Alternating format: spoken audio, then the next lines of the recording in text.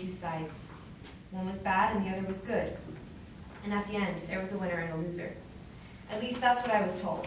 I had a vague knowledge that sometimes people didn't come back from wars. They sometimes didn't survive them. I would always think how lucky it was for me that I was born in a time of peace.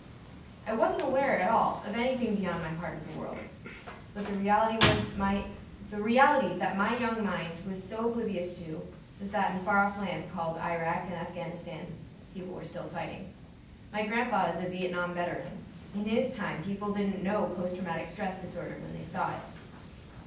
As I read Mockingjay, I recognized the transformation in Katniss from a person who had expectations of what the rest of her life would be like to someone who would spend the rest of her life uncertain, trying to wash away the blood of the innocent from her memory. I can see a similar thread that runs through my grandfather and Katniss. I can recognize the load they both carry. The only thing I knew about my grandpa's experience being in a war was when my dad would warn me to be extra careful about what I said whenever we went to visit him. By the end of Mockingjay, I could feel the cracks that ran through Katniss, and I held more sympathy for my grandfather. I remember reading the first chapter of the book where Katniss is walking through the remains of her home. I knew already about her nightmares of the arena, but you can be forced to relive anything in your dreams, a time when your subconscious is stronger than your reason.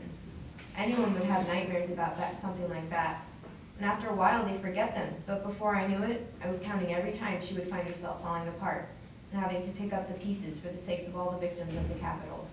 Whenever she would break down, I could see the damage becoming increasingly permanent. One early morning in October, I heard over the radio that a girl in Pakistan named Malala Yousafzai had been shot in the head because she believed in equal rights and the education for girls.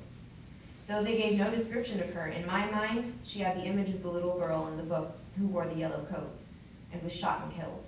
Even before this, I heard about other things on the radio, in local newspapers, on TV.